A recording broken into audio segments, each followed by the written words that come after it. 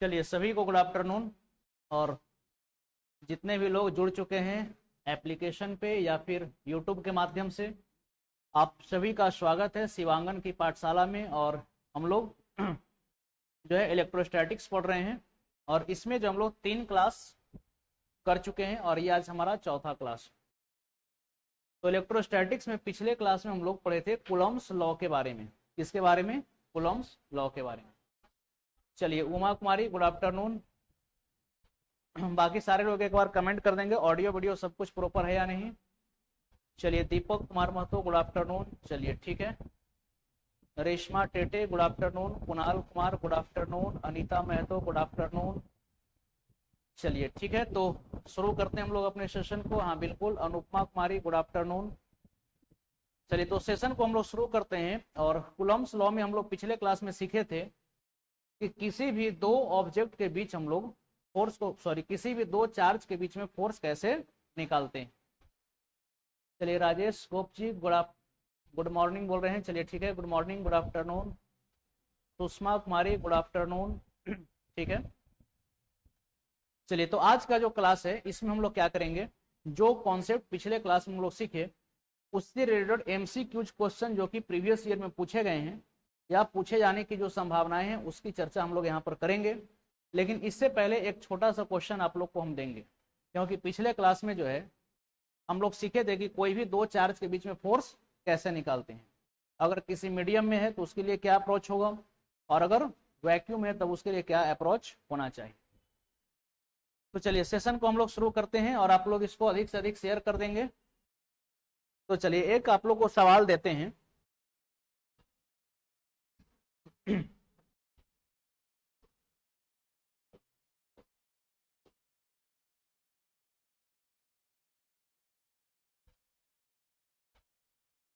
चलिए मान लीजिए कि हमारे पास दो चार्ज है। एक चार्ज है Q1 और दूसरा चार्ज है Q2। और ये दोनों चार्ज के बीच का डिस्टेंस जो है ये कितना है? R है। कोई कंफ्यूजन? ध्यान से समझिएगा सवाल को। क्वेश्चन क्या है, दो पॉइंट चार्ज है Q1 और Q2 और दोनों चार्ज के बीच का सेपरेशन क्या है? तो दोनों चार्ज के बीच का सेपरेशन है R। अब बताइए इसके बीच में आप लोग जो है फोर्स निकाल देंगे कि नहीं? निकाल देंगे। लेकिन अब क्या किया गया है कि इसमें डाल दिया गया है एक ग्लास रॉड। देखिए ये क्या है? तो चलिए ग्लास रॉड या फिर सिंपल चलिए ग्लास, इसको आप समझ लीजिए। ये आपका ग्लास इसके बीच में रख दिया गया है। ग्लास का थिकनेस कितना है? T, और इसके लिए जो रिलेटिव परमिटिविटी है ये ER है, एप्सिलॉन R। तो अब बताइए फोर्स कैसे निकालिएगा। मतलब आप ऐसे समझिए कि ये आपका बीच में ग्लास है और इसके अलावा क्या है? थिकनेस। सॉरी, ये ग्लास बीच में है और इधर क्या है? वैक्यूम। तो यहाँ पर बताइए कि दोनों चार्ज के बीच जो है फोर्स कितना होगा। इनका सेटिंग में जा करके, और जो एप्लीकेशन है ना इसमें परमिशन को ऑन करना पड़ेगा। आ जाइए, बताइए कैसे निकालेंगे, जल्दी से फटाफट बताइए।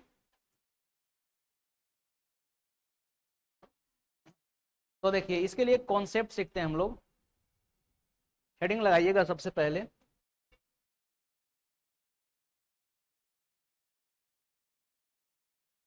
लिखेंगे comparison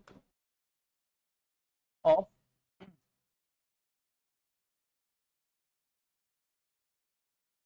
distance between two charges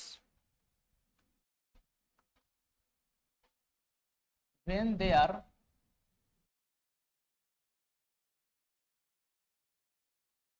placed in a given medium and in vacuum। Heading क्या लगाना है? Comparison of distance between two charges when they are placed in a given medium and in vacuum. अगर हिंदी में लिखना चाहते हैं तो लिखिएगा, यदि दो आवेश निर्वात में तथा किसी माध्यम में रखे गए हों तथा किसी माध्यम में रखे गए हों तब इनके बीच के दूरी की तुलना तो चलिए समझते हैं इसको। और मान लीजिए कि हमारे पास चलिए 2 पॉइंट चार्ज है, एक आपका है Q1 और एक आपका है Q2, या फिर चलिए इसको Q2 मान लीजिए और इसको मान लीजिए Q1। दोनों के बीच का डिस्टेंस कितना है? R डिस्टेंस है। और ये जो दोनों चार्ज है ये किसी मीडियम में रखा हुआ है। अभी ये कहां पर रखा हुआ है? तो मान लीजिए कि यहां पर कोई एक मीडियम है, ये दोनों चार्ज क्या है? किसी मीडियम में रखे गए। अब बताइए यहां पर लगने वाला जो इलेक्ट्रोस्टैटिक फोर्स है आप इसको कैलकुलेट कर सकते हैं कि नहीं? तो आप तुरंत बोलेंगे कि यहां पर जो फोर्स होगा ये क्या हो जाएगा? तो 1/4 पाई एप्सिलॉन, क्या लिखेंगे? एप्सिलॉन, और फिर क्या लिखेंगे? Q1 Q2 by R square. अच्छा, पिछले क्लास में आपको एक फॉर्मूला बताए थे कि एप्सिलॉन को हम लोग क्या लिख सकते हैं? Epsilon not into epsilon R लिख सकते हैं क्या? तो अगर इसी को आप चाहें तो क्या लिख सकते हैं? Force is equal to 1/4 pi epsilon naught epsilon R Q1 Q2 by R square. बोलिए ये फोर्स आ गया, इसको मान लीजिए इक्वेशन नंबर आप 1, इसको मान लेंगे आप इक्वेशन नंबर। बोलिए यहां तक बात आया समझ में? अब आपको ये सोचना है कि ये दोनों चार्ज को हम वैक्यूम में कितना डिस्टेंस पर रख दें। क्या सोचना है? ये दोनों चार्ज को हम वैक्यूम में कितना डिस्टेंस पर रख दें कि फोर्स का वैल्यू नहीं बदले। तो आइए क्या है यहां पर? अब इसको कहां रखना है? वैक्यूम में। तो चलिए मान लेते हैं कि ये हमारा चार्ज है Q1 और ये चार्ज आपका क्या है? Q2। अब इसको आप कहां पर रख दिए हैं? वैक्यूम में रख दिए हैं। और ध्यान क्या रखना है कि इन दोनों चार्ज के बीच जो पहले फोर्स लग रहा था, फोर्स अभी भी वही लगना चाहिए। तो यहां पर ये डिस्टेंस क्या होना चाहिए? यही डिस्टेंस हम लोगों को निकालना, और यही चीज हम लोगों को सीखना भी था। तो चलिए बोल दिए कि इसका डिस्टेंस कितना रख दीजिए? R डैश रख दीजिए। डिस्टेंस कितना रख दीजिए? R डैश रख दीजिए। क्योंकि कितना दूरी पर रखें कि दोनों चार्ज के बीच जो लगने वाला इलेक्ट्रोस्टैटिक फोर्स है ये बदलना नहीं चाहिए। तो यहाँ पर दूरी को कुछ ना कुछ तो इसमें एडजस्ट करना होगा। तो यहाँ पर दूरी को हम ले लिए R डैश। अब अगर आपसे कोई बोले कि इलेक्ट्रोस्टैटिक फोर्स बताइए, तो अब आप बतला सकते हैं कि नहीं? तुरंत आप क्या कहेंगे? Force is equal to 1/4 pi epsilon naught Q1 Q2 by R dash का स्क्वायर करेंगे। किसका स्क्वायर करेंगे? R डैश का स्क्वायर करेंगे। इसको मान लीजिए इक्वेशन नंबर 2। चलिए समझने के लिए एक बात और सीखेंगे। इसको हम बोल देते हैं फोर्स 1 और इसको हम लोग क्या बोल देते हैं? फोर्स 2। अब यहां पर करना क्या है कि फोर्स जो है ये हमारा बदलना नहीं चाहिए। फोर्स क्या है? दोनों केस में सेम है। तो क्या इसको हम कंपेयर कर सकते हैं? बोलिए इसको कंपेयर किया जा सकता है। देखिए यहां पर लिखेंगे सिंस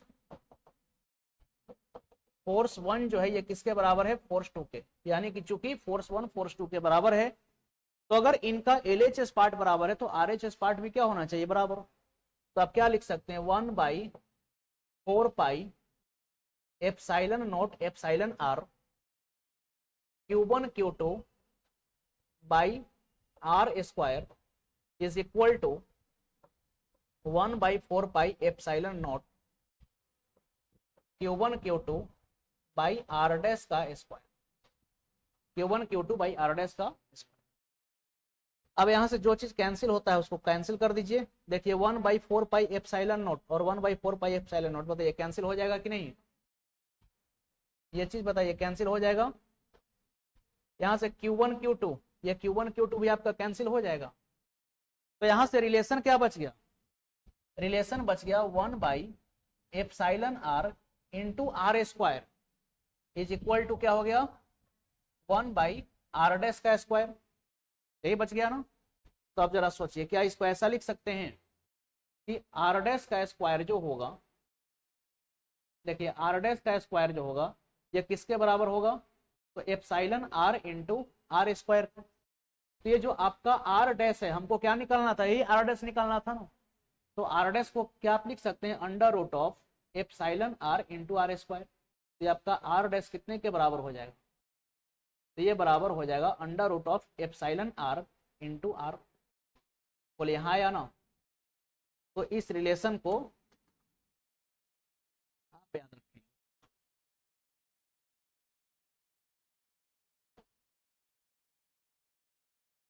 इस रिलेशन को आपको याद रखना है। देखिए यहां पर किसी मीडियम में दो चार्ज रखा हुआ था आर डिस्टेंस पर। अब इसी चार्ज को हम कहां पर रख दिए, वैक्यूम में। तो अगर वैक्यूम में इतने डिस्टेंस पर आप रखिएगा तो फोर्स बदलने वाला नहीं है। क्या इतना बात हो गया क्लियर। तो चलिए पहले इसको नोट कीजिए और फिर जल्दी से इसको नोट कीजिए और फिर हम लोग आ जाते हैं एक छोटा सा और कॉन्सेप्ट को समझेंगे और फिर एमसीक्यू क्वेश्चंस को हम लोग करने वाले हैं। अरे ये आर स्क्वायर है तो ये रूट से बाहर आर निकल गया। चलिए Rakesh ji good afternoon.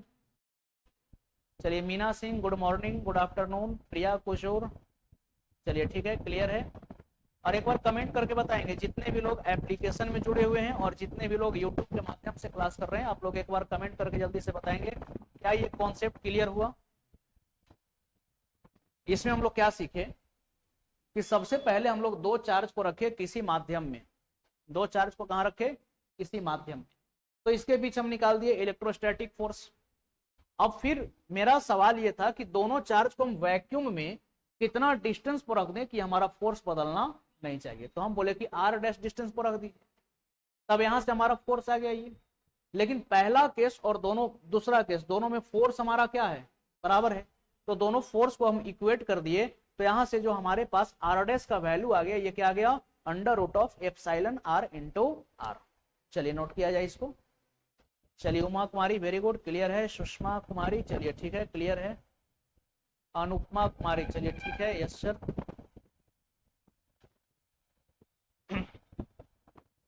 Like भी आप लोग जरूर करेंगे वीडियो को यूट्यूब के माध्यम से और इसको अधिक से अधिक आप लोग को शेयर भी करना है ताकि इसका बेनिफिट जो है सभी लोगों तक पहुंच सके। शेयर और लाइक में कमी नहीं होना चाहिए।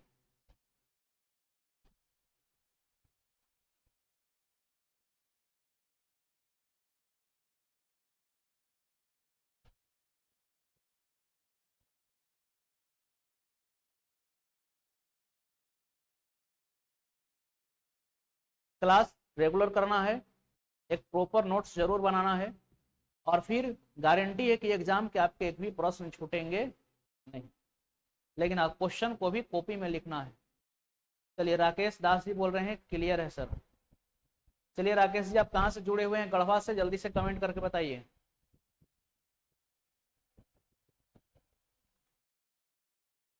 हो गया। अब आइए मेरा सवाल यह था आपसे कि दो चार्ज है Q1 और Q2, ठीक है, दो चार्ज है Q1 और Q2।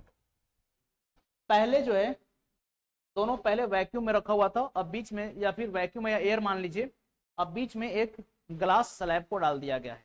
तो अब इसके बीच फोर्स कितना होगा, फोर्स कितना होगा, तब आप क्या करेंगे, फोर्स इज इक्वल टू लिखेंगे 1/4 पाई एप्सिलॉन नॉट, ठीक। और यहां लिखेंगे Q1 Q2 बाई और क्या करते हैं डिस्टेंस का स्क्वायर। तो सबसे पहले अच्छा ये एप्सिलॉन नोट कब लगाएंगे, जब वैक्यूम में रखेंगे या फिर एयर में रखेंगे, ठीक। तो मान लीजिए कि हम वैक्यूम में रख रहे हैं, तो पहले बताइए कि दोनों चार्ज के बीच का कितना सेपरेशन है जो वैक्यूम में है। तो पूरा आपका डिस्टेंस कितना था r और थिकनेस कितना है t। तो वैक्यूम में कितना आपका पार्ट है r माइनस टी, वैक्यूम में आपका कितना पार्ट है r माइनस टी, इतना पार्ट जो है आपका कहां पर है वैक्यूम। और मीडियम में डिस्टेंस कितना है, तो अभी हम लोग सीखे कि मीडियम में जो डिस्टेंस निकालेंगे इसके लिए under root of epsilon r और इनटू जो रेडियस था, तो यहाँ पर थिकनेस कितना है t, तो यहाँ पर क्या लिखेंगे t। तो यहाँ पर क्या करेंगे, plus under root of epsilon R multiplied by T, और इसका क्या कर देंगे स्क्वायर, इतना फोर्स होगा। इस रिजल्ट को आप कॉपी में डालिए, इस रिजल्ट को आप कॉपी में डालिए, हो सकता है तो रिजल्ट भी एग्जाम में सीधा सीधा आपसे पूछा जा सकता है। चलिए, क्या ये बात आया समझ में? राकेश जी जल्दी से बताइए। प्रिया कुजूर पूछ रहे हैं कि सर संदीप सर की क्लास कब होती है? जब होती है पूछ रहे हैं, लेकिन कब होती है? देखिए, दरअसल बात यह है कि संदीप सर रांची में अभी नहीं है, संदीप सर अभी रांची से बाहर हैं। संदीप सर कल रांची पहुंच जाएंगे, तो संदीप सर फिर आप लोग का क्लास मंडे से शुरू कर देंगे। याद रखिएगा, आपको शेड्यूल बता देते हैं। MWF का मतलब हुआ मंडे, वेडनेसडे और फ्राइडे, ये 3 डेट में आपके क्लास लेंगे संदीप सर। और TTS जिसको आप ट्यूसडे, थर्सडे और सैटरडे बोलते हैं, तो इसमें क्लास होगा मेरा, इसमें होगा मेरा क्लास, यही आपका शेड्यूल रहेगा। और चूंकि संदीप सर नहीं है तो इसीलिए मैं उनके जगह पर क्लास ले रहा हूं, तो आपकी क्लासेस रेगुलर चलेगी, क्लास ब्रेक नहीं होगी। अगर कभी हम एब्सेंट किए तो मेरी जगह पर वो क्लास लेंगे, और वो जब कभी एब्सेंट होंगे तो उनकी जगह पर मैं क्लास लूंगा, लेकिन आपकी क्लास ब्रेक नहीं होनी चाहिए। चलिए जल्दी से इसको करेंगे नोट। चलिए प्रिया कुजूर जी बताइए, आपका कंफ्यूजन दूर हुआ?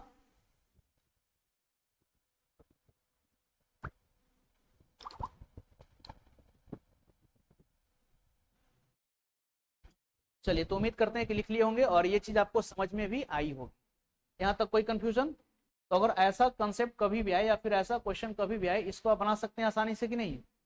अब आ जाइए।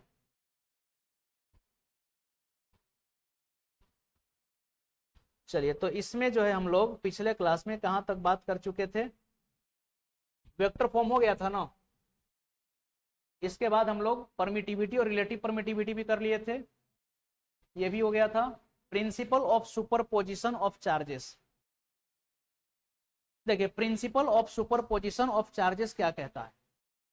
तो इसका मतलब ये है, आप सिंपल समझिए कि जैसे मान लीजिए कि यहां पर एक कोई हमारा टेस्ट चार्ज है, मान लीजिए क्यू नोट, इस पॉइंट पर हमारा एक टेस्ट चार्ज है जिसको हमने क्या बोला, क्यू नोट बोला।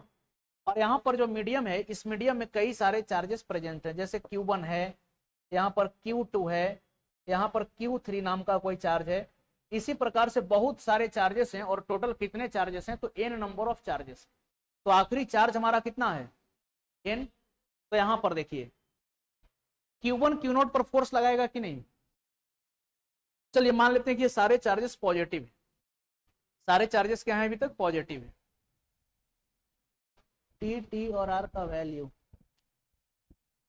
T जो है ना, देखिए जैसे थोड़ा सा समझिए, यहां पर इस कॉन्सेप्ट में ये डिस्टेंस आपका R था, मतलब कि मीडियम का जो लेंथ था वो कितना था? R।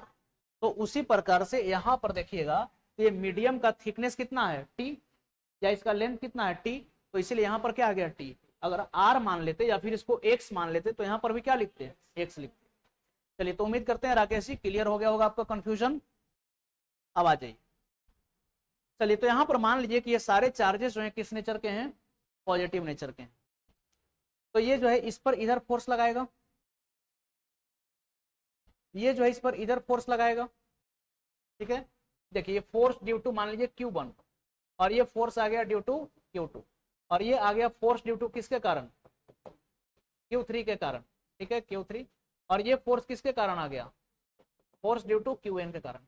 तो बस इंडिविजुअल चार्जेस के द्वारा किसी एक चार्ज पर लगने वाले जो सारे फोर्स होते हैं, आप उसका सम कर देंगे, यही हमारा क्या कहलाएगा? सुपरपोजिशन प्रिंसिपल कहलाएगा।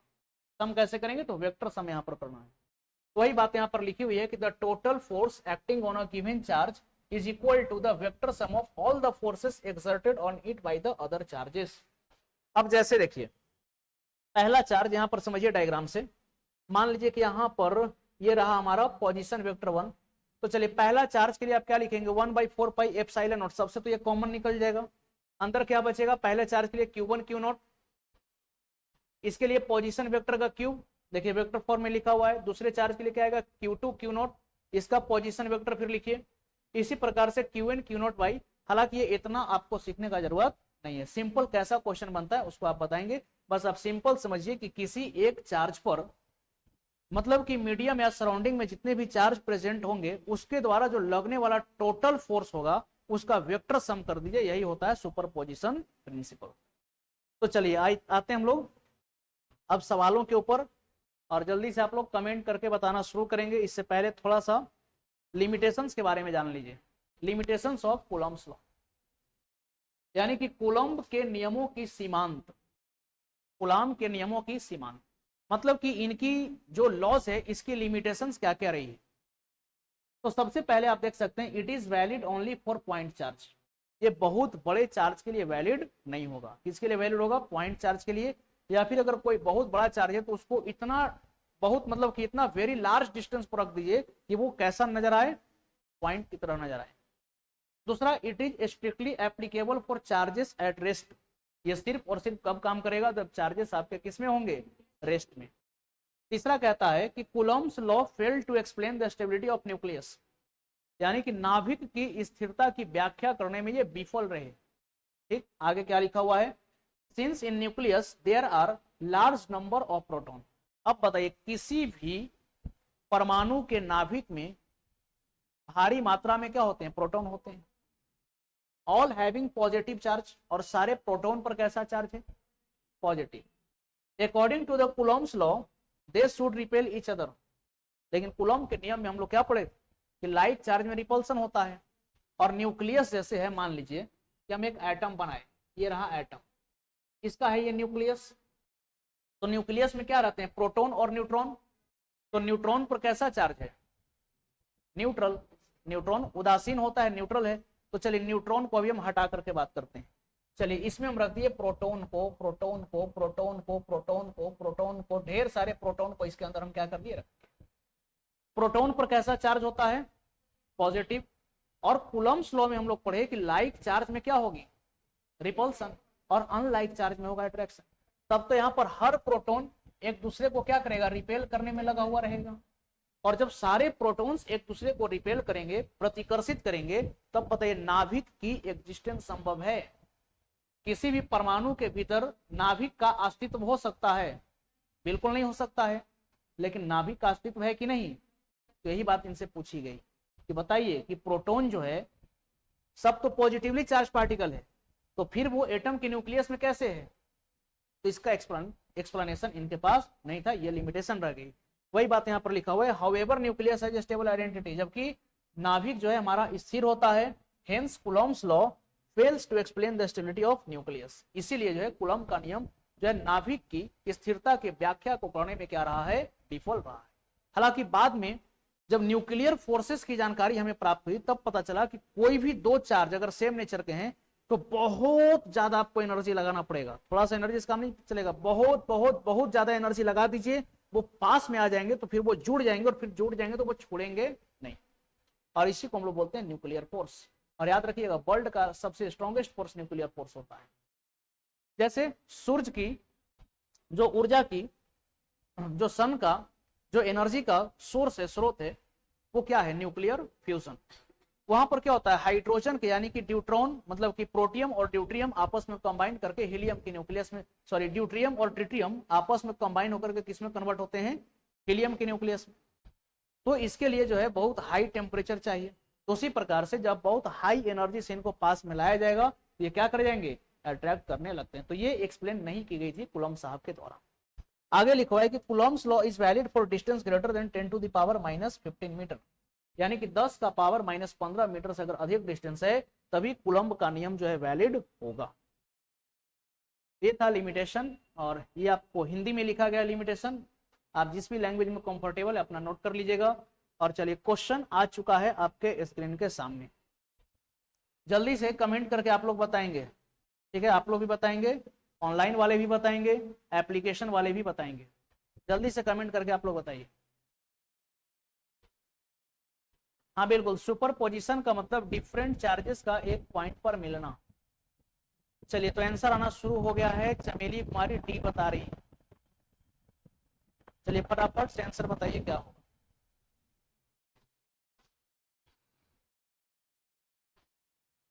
चलिए आंसर आना शुरू भी हो गया है। उमा कुमारी का भी आंसर आ गया डी। बाकी आप लोग देखिए सवाल क्या है, two charges of equal magnitude, यानी कि दो आवेश है और दोनों का परिमाण क्या है, बराबर है।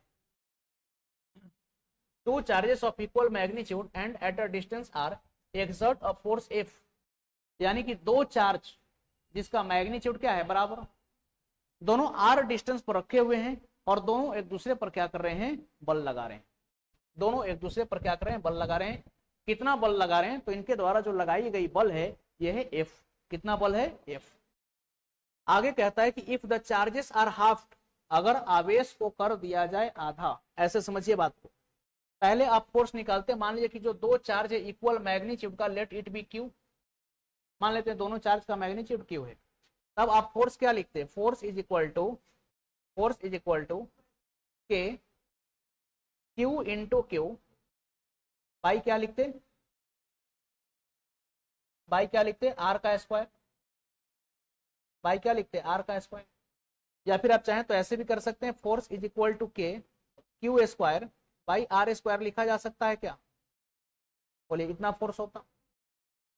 अब आगे क्वेश्चन क्या कह रहा है, if the charges are half, अगर आवेश को आप आधा कर दीजिए, मतलब जो क्यू था इसको आप क्यू बाई टू कर दीजिए, मतलब ये हो गया फोर्स इज इक्वल टू के।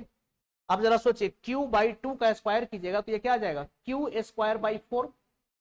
तो अगर आधा आधा कीजिएगा तो ये क्या हो जाएगा, क्यू स्क्वायर बाई 4 इंटू, आगे क्या कह रहा है, and distance between them is doubled, दूरी को क्या कर दिया गया, डबल, यानी कि पहले डिस्टेंस r था तो अब क्या कर दिया गया 2r, तो 2r का जब स्क्वायर करेंगे तो ये क्या हो जाएगा 4r स्क्वायर, ये कितना हो जाएगा 4r स्क्वायर।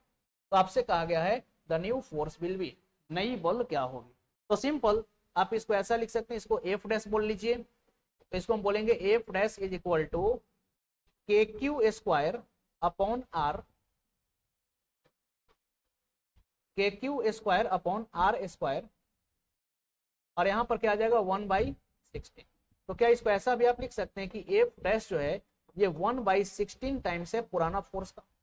देखिए K Q square by R square की जगह पर क्या लिख दिए, एफ, यानी कि अगर दोनों चार्ज को आप आधा आधा कर दीजिएगा और दूरी को डबल कर दीजिएगा, तो एक चीज समझिए, चार्ज को आप आधा किए तो फोर्स तो आपका ऐसे ही घटेगा, और दूरी को बढ़ा दिए तो भी फोर्स घटेगा, तो फोर्स कितना हो जाएगा 1/16 गुना, यानी कि सही आंसर हो जाएगा ऑप्शन नंबर डी।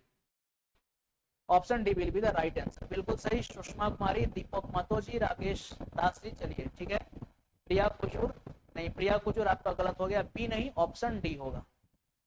तो जितने लोगों ने भी ऑप्शन डी किए हैं बिल्कुल सही आंसर है आपका। बोलिए समझ में आया ये सवाल, कोई कंफ्यूजन किन्हीं को, आसान क्वेश्चन था कि नहीं। चलिए अगले क्वेश्चन की ओर बढ़े, और क्वेश्चन आप लोग मत लिखिएगा यहाँ पर, आप लोग यहाँ पर लिखिएगा सॉल्यूशन, एक रफ कॉपी लेकर के बैठिए, ठीक ना, रफ कॉपी में सॉल्यूशन लिखिए। बाकी आपको पीडीएफ भेज दिया गया है, आप उस पीडीएफ से क्या करेंगे, जब नोट्स बनाएंगे तो पहले क्वेश्चन लिख लीजिएगा और फिर वहां पर अपने हिसाब से सॉल्यूशन कीजिएगा। अपने हिसाब से सॉल्यूशन करना है, देख के नहीं। हाँ, जब सॉल्यूशन में फंसिएगा तब इसको एक नजर देख लेना है, ठीक है। चलिए हाँ, आधा कहाँ, डबल हुआ है ना डिस्टेंस, तो आर का डबल 2r और 2r का स्क्वायर 4r स्क्वायर, कौन ये 4। चार्ज को भी तो आप आधा किए हैं, पहले q था तो अब q/2 हो गया ना, तो q/2 का स्क्वायर कीजिएगा तो q स्क्वायर बाई क्या हो जाएगा 4। चलिए नेक्स्ट क्वेश्चन बताइए, इसका आंसर क्या होगा, जल्दी से फटाफट बताइए।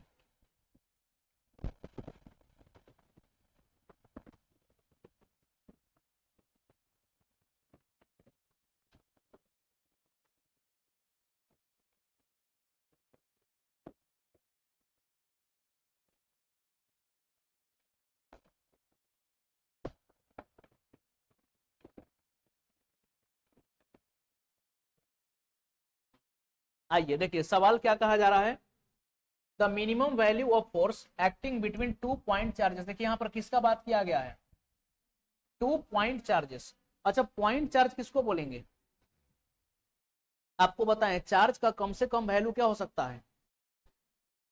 तो चार्ज का कम से कम वैल्यू एक इलेक्ट्रॉन या एक प्रोटॉन पर जो चार्ज उपस्थित होता है उसके बराबर होता है। तो अगर पॉइंट चार्ज बोले तो आप एक इलेक्ट्रॉन या फिर एक प्रोटॉन पर जो चार्ज होगा उसको लेंगे। तो सवाल कर रहा है कि the minimum value of force, यानी कि कम से कम बल का मान बताइए जो कि दो एकांक आवेश के बीच में लग रहा है और ये चार्ज कितने दूरी पर रखे हुए हैं? 1 मीटर, यानी कि एक दूसरे से ये 1 मीटर पर रखे हुए हैं। मतलब ऐसा है, समझ लीजिए कि यहाँ पर एक इलेक्ट्रॉन का चार्ज और यहाँ पर एक इलेक्ट्रॉन का चार्ज, ये दोनों रखा हुआ है 1 मीटर के डिस्टेंस पर। तो आपको बताना है कि फोर्स क्या होगा। तो क्या करेंगे, simply F is equal to, हम लोग सीखे K Q1 Q2 by R square, यही ना सीखे हैं कूलम्ब्स लॉ में। तो चलिए इसको लिख देते हैं, K तो आपका K ही रहेगा और एक इलेक्ट्रॉन पर चार्ज यानी कि 1e into 1e multiplied by 1e और ये 1 मीटर का क्या हो जाएगा? स्क्वायर। इसको आप क्या करेंगे? 1 का करेंगे स्क्वायर। तो ओवरऑल जो आपका फोर्स आएगा बताइए कितना आ जाएगा? तो K E स्क्वायर होगा क्या? तो अगर दो पॉइंट चार्जेस अगर यूनिट डिस्टेंस पर रखे गए हों तो इनके बीच जो लगने वाली बल होगी K E स्क्वायर होगा। अब आपसे मेरा सवाल है कि इसका वैल्यू कितना होगा ये आप लोग बताइएगा। इसका वैल्यू कितना होगा ये आप लोग बताइएगा। अगर वैल्यू में पूछता क्वेश्चन तब क्या करते? तो ये तो सीधा क्वेश्चन ऐसे ही पूछ दिया तब तो हम लोग बता दिए K E स्क्वायर। लेकिन अगर इसी में कहता है कि नहीं इसका वैल्यू बताइए तब क्या करते? तब यहाँ पर रख देते K का वैल्यू 9 गुणा में 10 का पावर 9 और एक इलेक्ट्रॉन पर कितना चार्ज होता है या एक प्रोटॉन पर? तो 1.6 into 10 to the power -19 coulomb. देखिए 1.6 into 10 to the power -19 coulomb. देखिए अगर न्यूमेरिकल वैल्यू पूछा जाता है तो 9 into 10 to the power 9 into 1.6 into 10 to the power -19 का क्या कर देते? यहाँ पर 19 है, ठीक ना, 19 का स्क्वायर कर देंगे, ठीक है। और जो भी रिजल्ट आएगा ये आपका हो जाएगा आंसर। चलिए तो आसान क्वेश्चन था, इसका सही आंसर ए हो जाएगा। चलिए बिल्कुल सही राकेश जी, उमा कुमारी, सुषमा कुमारी, चलिए बिल्कुल सही आंसर है आप लोगों का। आइए अगले प्रश्न की ओर हम लोग बढ़ते हैं।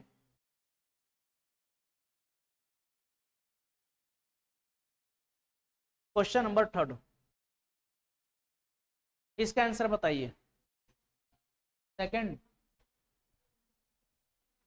देखिए सीधा स्टेटमेंट पूछ दिया गया। सीधा क्या पूछ दिया गया है? स्टेटमेंट। कूलम्ब्स लॉ में आप लोग पढ़े थे, वो सीधा सीधा स्टेटमेंट से ही सवाल है। याद कीजिए कूलम्ब्स लॉ का स्टेटमेंट क्या था? The force acting between any two charges is directly proportional to the product of charges and inversely proportional to the square of distance between them। Hindi में क्या बोले थे? किसी भी दो आवेश के बीच लगने वाली बल दोनों आवेश के परिमाण के गुणनफल के समानुपाती होती है तथा उनके बीच के दूरी के वर्ग के क्या होती है? व्युत्क्रमानुपाती होती है। अगर ये स्टेटमेंट आपको याद है तो ये सवाल आप आसानी से कर देंगे। तो देखिए क्वेश्चन क्या कह रहा है? क्वेश्चन कह रहा है कि Coulomb's law relates to charges, Coulomb's law दो चार्जेस को जोड़ रहा है, and the distance between them describing the electric force as being, मतलब कि दो चार्जेस कुछ दूरी पर रखे गए तो इनके बीच इलेक्ट्रिक फोर्स जो लगेगा इसको हम कूलम्ब्स लॉ के अनुसार परिभाषित कर सकते हैं। कैसे? तो पहला कहता है proportional to the sum of charge. जैसे ये सम ऑफ चार्ज वाला गलत हो गया, क्या था? Product of charge. देखिए पढ़िए, फोर्स क्या था? Force is directly proportional to Q1 into Q2। पहला बात ये सीखे थे ना। और दूसरा बात क्या था? Force is inversely proportional to 1/r²। तो सम का तो चर्चा यहां पर किया ही नहीं गया है, यही दो बात करी गई है कूलम्ब्स लॉ में।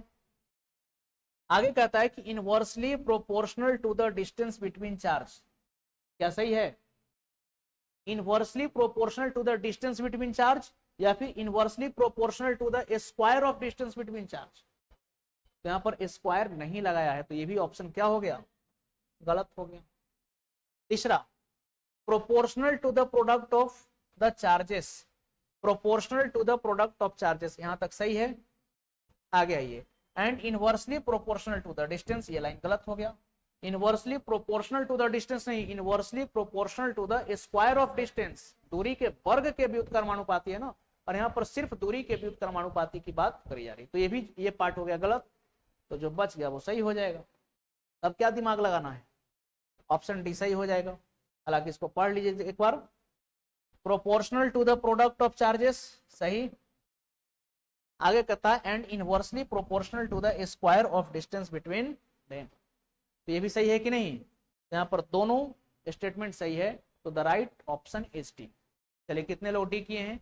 अच्छा, आप लोग जब आंसर करेंगे तो ऐसे कीजिएगा, जैसे 3 का आंसर डी किए, पहले लिखिए 3 और फिर डॉट लगा के लिखिए डी, तब क्लियर पता चल जाएगा कि कौन से क्वेश्चन का आंसर आप क्या कर रहे हैं।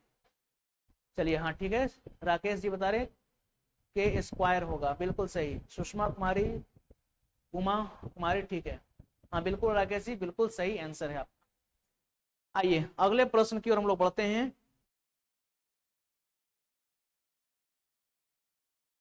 और ये आ गया नेक्स्ट क्वेश्चन। क्वेश्चन कह रहा है कि which of the following statement is true about electric force, यानी कि विद्युत बलों में से संबंधित निम्नलिखित में से कौन सा कथन सही कहा गया है, जल्दी से बताइए। चलिए फटाफट से कमेंट करके आप लोग बताएंगे यहाँ पर सही स्टेटमेंट क्या है, फटाफट से कमेंट करके बताएंगे सही स्टेटमेंट क्या है। देखिए कह रहा है कि electric force are produced by electrical charges, क्या ये सही है। इलेक्ट्रिक फोर्स जो बनते हैं ये इलेक्ट्रिक चार्ज से बनते हैं, अरे इलेक्ट्रिक फोर्स चार्ज के ही तो बीच में लगता है, तो ये तो सही कहा गया है। इसमें कहता है कि लाइक चार्ज अट्रैक्ट करेगा, लाइक चार्ज में क्या होगा, रिपल्सन होगा, और अनलाइक चार्ज रिपेल करता है, इसमें अट्रैक्शन होता है ना, तो ये भी ऑप्शन गलत। Now the third one is electric forces are weaker than gravitational force, क्या यही सीखे थे हम लोग, सीखे थे कि ग्रेविटेशनल फोर्स वीक होता है, कमजोर गुरुत्वाकर्षण बल होता है, इलेक्ट्रोस्टैटिक फोर्स यानी कि स्थिर वैद्युत बल ये बहुत ही मजबूत बल होती है, तो ये ऑप्शन गलत, उल्टा बोल दिया यहाँ पर। कहता है कि positive and negative charges can combine to produce a third type of charge, देखिए कितना मीनिंगलेस बात कर रहा है, मतलब पॉजिटिव और निगेटिव को जोड़ दिएगा तो कोई और नया चार्ज बन जाएगा। अरे हम लोग पढ़े चार्ज 2 प्रकार के होते हैं, याद कीजिए प्रॉपर्टी ऑफ चार्ज में लिखवाए थे, it has 2 forms that is positive and negative, तो कोई तीसरा चार्ज नहीं होता है, और पॉजिटिव और निगेटिव को जोड़ करके कोई आप नया चार्ज नहीं बना सकते। तो यहाँ पर पहला ही ऑप्शन सही है कि इलेक्ट्रिकल फोर्स जो होगा ये कैसे प्रोड्यूस होगा, तो इलेक्ट्रिकल फोर्स इलेक्ट्रिक चार्ज से प्रोड्यूस होगा। The right answer is option number A. चलिए सुषमा कुमारी ऑप्शन ए बता रही हैं, बिल्कुल सही आंसर है आपका, ठीक है। इधर ऑनलाइन में प्रिया कुजूर एंड चमेली कुमारी, चलिए ऑप्शन ए सही है आप लोगों का, बाकी ऊपर की कमेंट में थोड़ा सा नहीं पढ़ पा रहा हूँ। चलिए फर्स्ट ऑप्शन ही सही है, रेस्ट ऑप्शन इज रॉन्ग, बिल्कुल सही राकेश जी, बिल्कुल सही। चलिए आगे बढ़ते हैं हम लोग।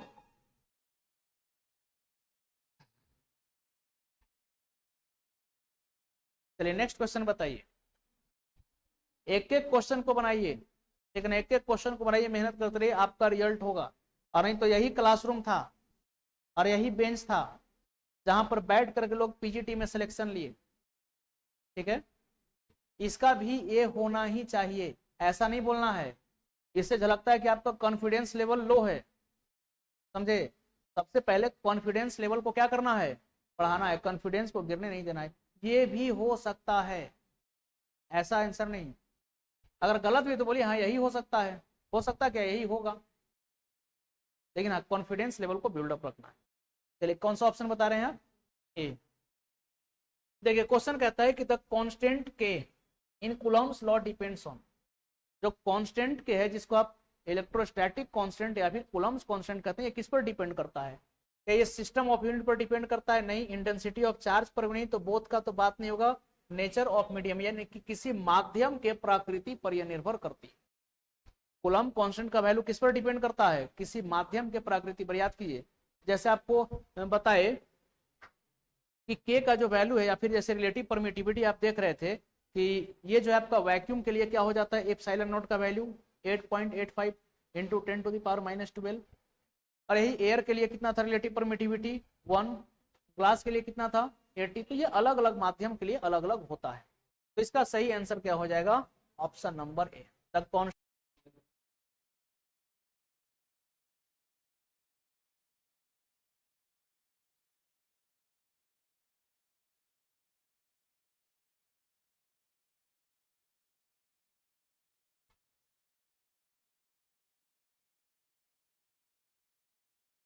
इसमें कह रहा है कि इलेक्ट्रोस्टैटिक फोर्स ऑफ ग्रेविटेशन, क्या ये सही है? नहीं। देखिए दो ऑब्जेक्ट के बीच का जो डिस्टेंस है, दो ऑब्जेक्ट के बीच का जो डिस्टेंस है इनवर्स प्रोपोर्शनल, दो चार्ज के बीच का डिस्टेंस सही है ना। Both forces over very large distance, या दोनों बहुत ही लॉन्ग डिस्टेंस करेंगे। बोथ फोर्सेस का डेरिवेटिव सही है, बोथ फोर्सेस का अट्रैक्टिव गलत है। लेकिन इसमें ऑलवेज अट्रैक्टिव की बात करते हैं, हमेशा अट्रैक्टिव